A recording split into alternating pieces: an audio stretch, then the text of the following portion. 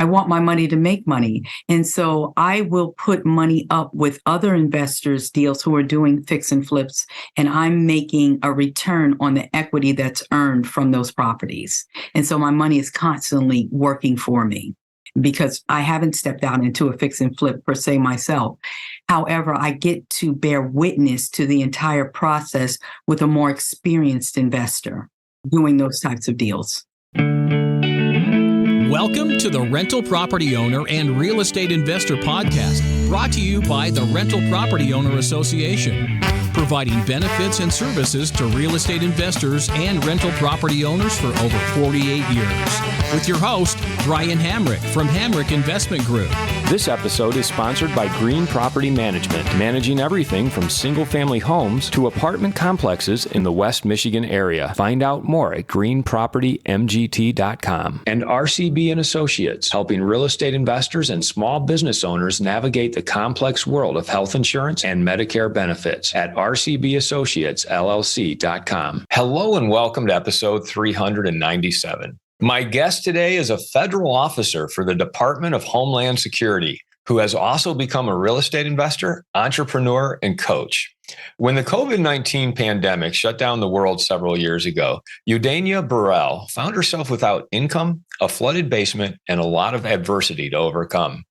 That's when she turned to real estate investing, and within a matter of months, she had her first 3 houses under contract. Today, she's going to share her inspirational story of how real estate investing changed her life and the lives of those around her. Eudania, welcome to the show. Thank you so much, Brian, for having me. I'm so happy to be here. Thank you. So Eudania, you're a Department of Homeland Security official, and you became a real estate investor. Connect the dots for us. How did you get started investing in real estate? Yes, like you said, I am with the Department of Homeland. I have been with them for 20 years. And when I got started in investing, real estate investing, was at the peak of COVID-19. When the world shut down, my job literally stopped and my home flooded, actually, all in 1 week's time. And I found myself getting a little depressed, and what I learned in that time is that people need something to do, they need something to love, and they need something to hope for. And real estate investing gave me all 3. I decided then through Connected Investors, I jumped in. I had heard about Connected Investors, had gotten the software a couple months prior, but I wasn't utilizing it. Well, this was the perfect storm. I call it it was a threefold tsunami for me at the time, because while my house was being renovated, I was staying at a hotel. And so every day I would come to oversee the renovation, and I would be in my home office and inside of Connected Investors, studying all of the resources, going through all of the modules that were in there. And I could hear Ross Hamilton. It was almost as if he was like over my shoulder. What would $5,000 do for you and your family? What would $10,000 do for you and your family? Well, I knew what it would do for me and my family. It was going to help save us ultimately. And so I dedicated my time, my energy, my effort into learning what real estate investing was all about. I had never done real estate investing. I started making phone calls, and, I like to say that I failed forward. I continued to make those phone calls while I fumbled and bumbled all over the place because, really I didn't know exactly what I was doing, but I knew I needed to do the work. As I was doing that, I started sending out postcards as well.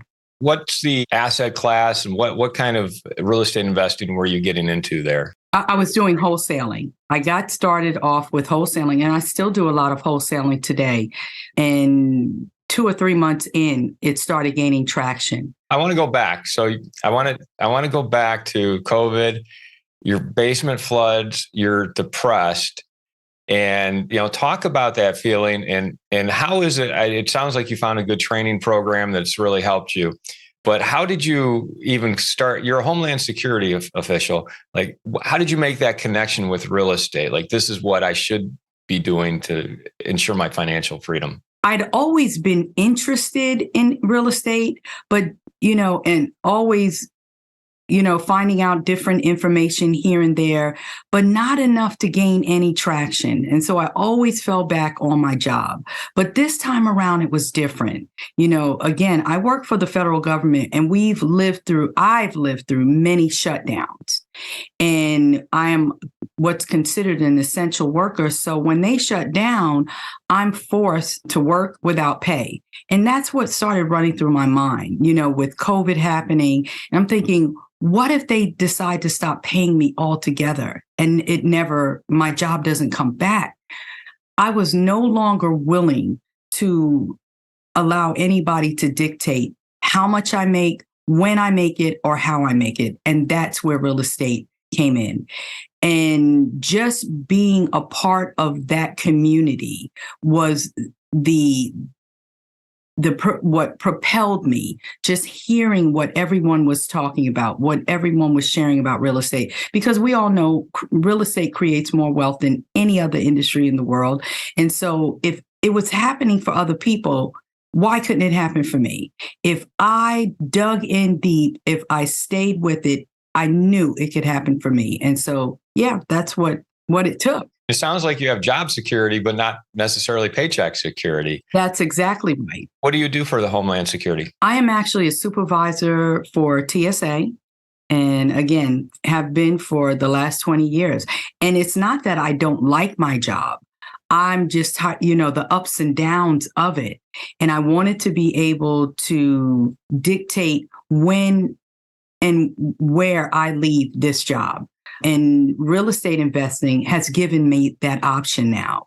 I can leave any day now and know that I'll be secure. Talk about that path that you're on. So you started with wholesaling. Talk about those first 3 houses you got under contract and how you did that and what became of them. I got my first 3 deals under contract in July of 2020. And I closed in August of 2020. And it was a gentleman who had these 3 houses, was tired of keeping up with the houses, the taxes, wanted to buy a beach home for him and his wife. And I was there to help. I then marketed within the software I'm a part of, which is Connected Investors. And I found a buyer. And actually, he not only bought those 3, he bought my next one as well, my 4th one as well.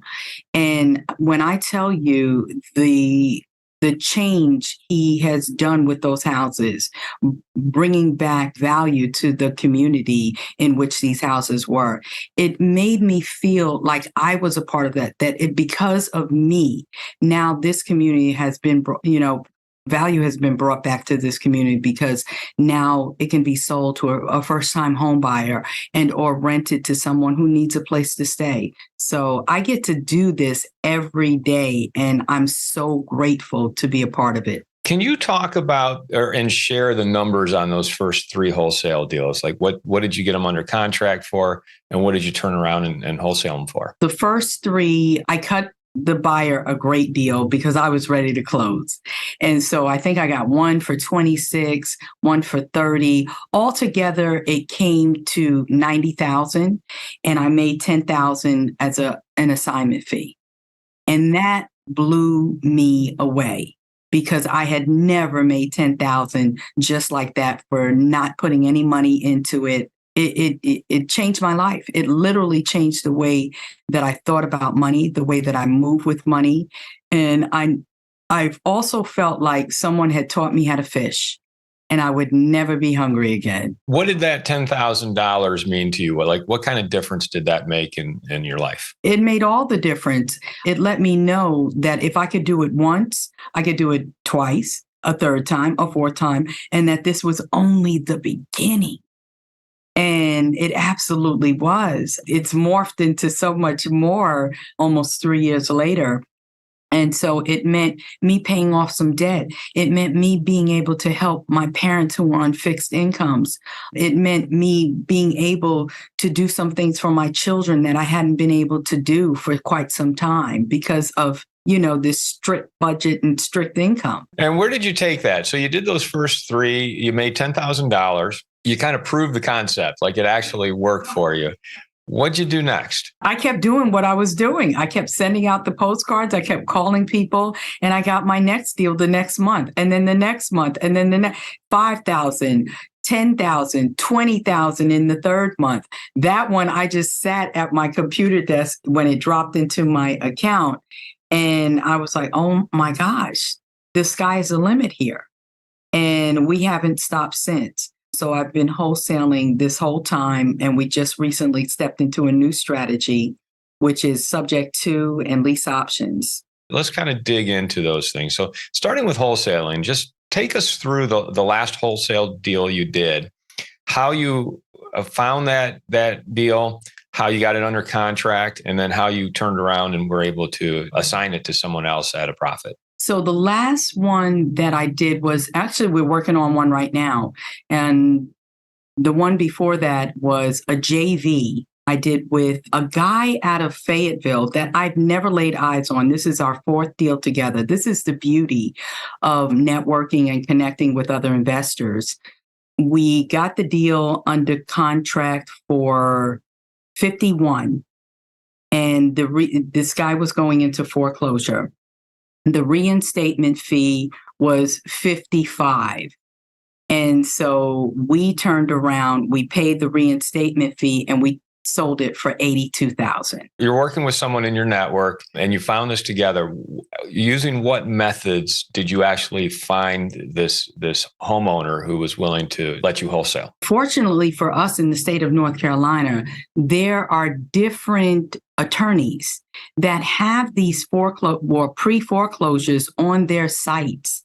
These things are getting ready to go to foreclosure, and we reach out to the sellers in hopes that we can help them, and which in turn also helps us, because if you help enough people get what you want, you're ultimately going to get what you want. How do you reach out to them? Are you doing direct mail? Are you calling them on the phone? Like, what's the method? We're skip tracing them, and we're finding out their numbers, their email addresses, their home addresses, any way that we can get in touch and make contact.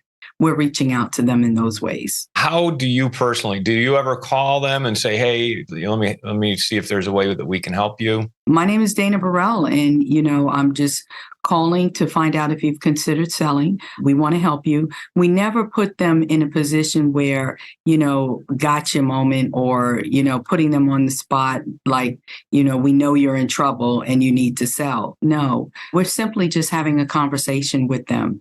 Several we've worked with where, they put their head in the sand, hoping this will go away. And, we just simply let them know we're here to help. We want to save you from this foreclosure and possibly put some money in your pocket. The head in the sand phenomenon is common. Is there any way you can talk someone into pulling their head out of the sand, or is that sort of a lost cause? It really all depends on who you're working with. There have been times where I've just continued to keep in touch with that seller out of a genuine curiosity to find out where they are. And sometimes they come around, sometimes they don't. I had one who had been struggling with one property on and off with the pre-foreclosure, going to pre-foreclosure, she'd catch it up, but it was clear she was struggling. And it took almost a year for her to come around, but I stayed in contact with her out of genuine curiosity just to see how she was doing, see if we could help, just letting her know, listen, we're here to help. And finally, she turned around and called me and said, Dana, I'm ready. And we wound up making about $25,000 on that assignment fee. And she wound up making about the same. So it was a win-win-win all the way around. You communicate with the homeowners who are in some form of foreclosure, and then you get it under contract. How much money are you putting at risk during this process? Again, it all depends. It could be anywhere it depends on the reinstatement fee. I think the last one I put up about $24,000. And so even I feel like, and this was a subject to, this wound up being a subject to. And so even if I hadn't had an end buyer, a lease option buyer, tenant buyer, I still would have acquired that property, because by then the seller had walked away. It was already, the wheels were turning, so to speak. And so it would have been a win-win for me anyway. It just would have been a matter of time, maybe changing my strategy. Do I want to fix it and flip it? Do I still want to run the risk of, finding a tenant buyer, or do I want to buy and hold it myself? So I had options. I'd like to take a moment to tell you about Green Property Management. Not only do they manage everything from single-family homes to apartment complexes in the West Michigan area, they also manage my entire portfolio. So I can tell you from personal experience that their unique flat fee management style is worth a closer look. If you feel that your property isn't operating to its fullest potential, then Green Property Management can help you take a holistic approach that will save you money, eliminate your headaches, and increase your net income. And if you're a property manager interested in applying Green Property Management's model, give them a call at 1-866-95-GREEN or visit them on the web at greenpropertymgt.com. If you're thinking of leaving your W-2 job and becoming a full-time real estate investor, one of the greatest costs you must consider is healthcare for you and your family. When I made this transition myself, I found the whole healthcare insurance process to be confusing and frustrating. That's why I'm glad I met Chad Creasy at RCB and Associates. Chad is a professional health insurance agent who helps real estate investors and small business owners understand and choose their best healthcare options. And best of all, his services are covered by the insurance company and won't cost you a dime. If you live in Michigan and are expecting a change in your healthcare insurance coverage for any reason, or losing employer coverage or transitioning into Medicare, then you owe it to yourself to contact Chad Creasy at rcbassociatesllc.com. Do you ever do those options, buy and hold yourself or do a fix and flip? I have not yet. However, I am involved with what's called gap lending. And now because I've made so much money, I want my money to make money. And so I will put money up with other investors' deals who are doing fix and flips, and I'm making a return on the equity that's earned from those properties. And so my money is constantly working for me, because I haven't stepped out into a fix and flip per se myself. However, I get to bear witness to the entire process with a more experienced investor doing those types of deals. You mentioned subject to and lease options. So just give us a primer or brief on what each of those actually mean. This last deal I just did in April, I closed on this one. It was subject to taking over the mortgage. And so we assume the mortgage at the rate of 3.1, which is a win in and of itself. And then we immediately turned around and lease optioned it to a tenant buyer. We came in at $24,000 to satisfy the seller and whatever reinstatement fees there were.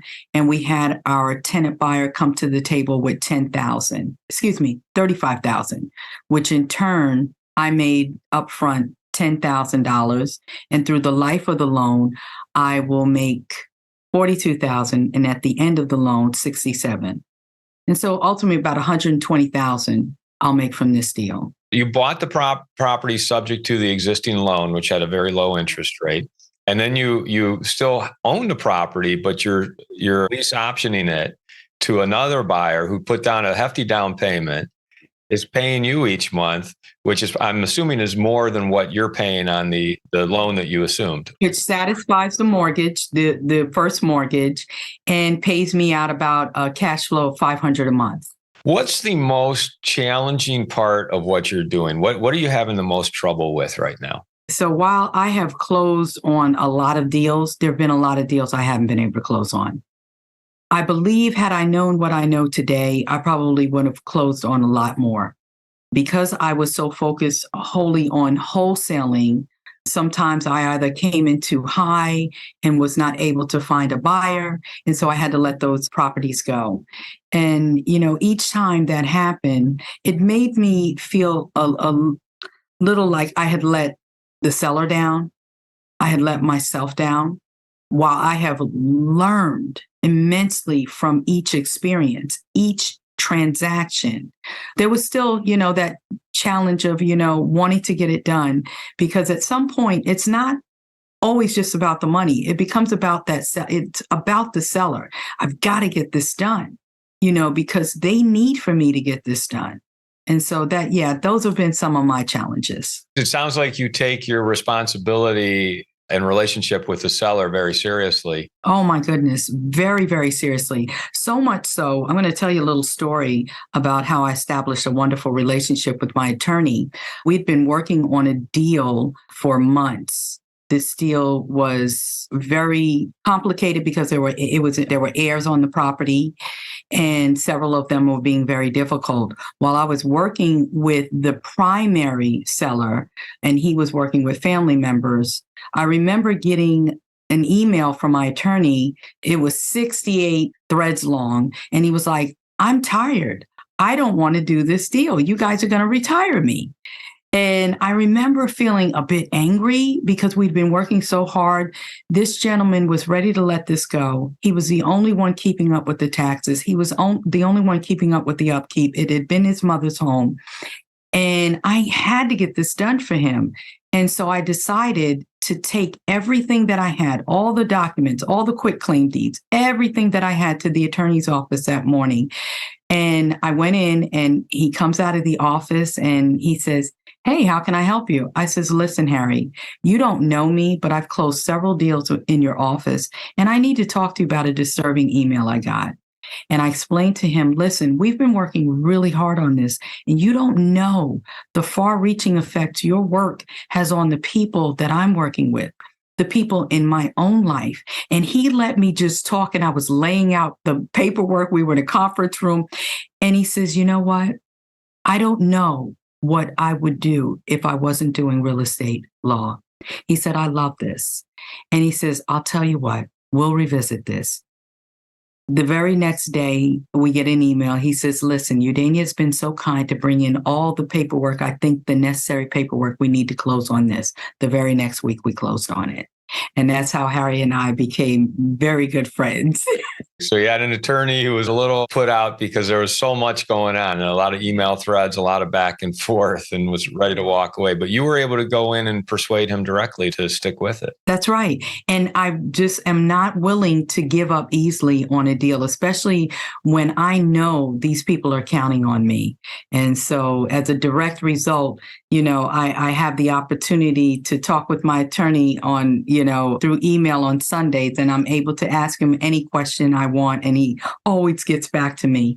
And so this is the beauty of being a part of this industry, building these strong relationships that are not only going to help that person, but help me as well. What are some of the other important relationships in this business? Networking with other investors. I'm a part of a local RIA. I'm now on the board of our local RIA. I had the Charlotte chapter. So those things are truly important. And, I tell you, just being a part of that community, that little networking circle, what I was able to do my first subject to, because I had been talking about it in the rooms about the challenges I was having. And someone planted that seed in my head and said, "Hey, Dana, have you ever thought about doing it this way?"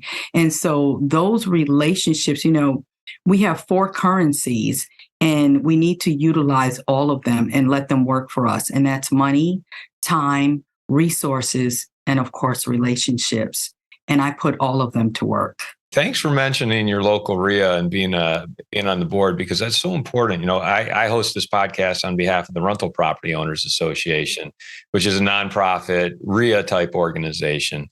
And there's so many great members, and it's volunteer run. Aside from some staff members, it's all volunteers on the board, and it's so important. We do it for the love and passion of real estate and helping those who want to step into real estate. That was my commitment when I got started, because I remember early on always wanting to be a part of it, but never gaining that traction.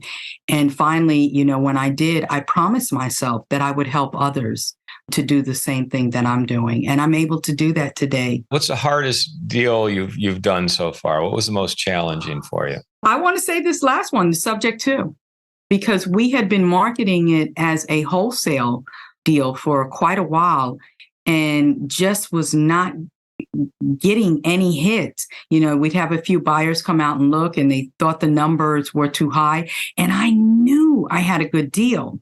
However, back in November, December, the market was real wonky. And so we just could not sell it. But I'll tell you, the seller was just so willing to stick in there with me. She knew what I was doing. I let her know that I was going to do everything and anything I could, within my power to make this deal a reality. And even in that time, I had someone try to steal my deal. I couldn't believe it. I had never had that happen. They literally went to the seller's house after they met with me there and tried to steal the deal. And luckily for me, building the reports that I do with my sellers, she called me immediately and let me know, Dana, someone's at my door trying to buy my house. And I told them if they want to buy it, they got to go through you. And this person was well aware that you were already on top of that deal, huh? Yes. That was the first time this had ever happened, but unfortunately we live in a world that, there are some people who lack integrity. And I thank God that, he protects me from those, but because that's never who I want to be to anyone in this industry. When you look at where you were a couple of years ago during the COVID shutdown and this sort of paycheck uncertainty that you had, and where you are today, where you have this ability to make additional income through real estate, what's your outlook on just your own perspective on your own financial health and the distance that you've covered in just a short period of time? I don't even know how to describe it. Sometimes it feels surreal, but I know today that the sky is the limit. There's no telling where I can go with this. So long as I am consistent, I continue to do the work, I stay connected and plugged in, the sky is the limit. And, the beauty is I'm able to help in such a way. I started what's called an opportunity fund within my network of friends and family for those who need help every month. If there's someone in need, I'm able to help them. My ultimate goal is to open up a transitional housing for homeless women and children, because I myself was that many years ago. Found myself in that situation. And so that is a dream of mine. And I know it's possible today through real estate investing. And that excites me. Yeah, the sky's the limit, Brian. What's your favorite hack or app? Connected Investors. Tell our listeners how they can find out more about you and Connected Investors as well, and or get a hold of you too. You can find me at renewmeproperties.com. You can also find me on Connected Investors. And if you have any interest in Connected Investors, please reach out to me. Also, you can email me at renewmeproperties@gmail.com. My Facebook page, Renew Me Properties. And is that Renew Me, RENEWME? Yes. You mentioned Connected Investors. I'm assuming that's kind of a network of wholesalers and subject to and lease option investors. That is a network of any type of investor you want to find, and it is nationwide. Ross Hamilton is the CEO and founder, and I have been a part of this community for the past 3 years. I actually won Connected Investor of the Year last year. And I continue to reach new heights through Connected Investors.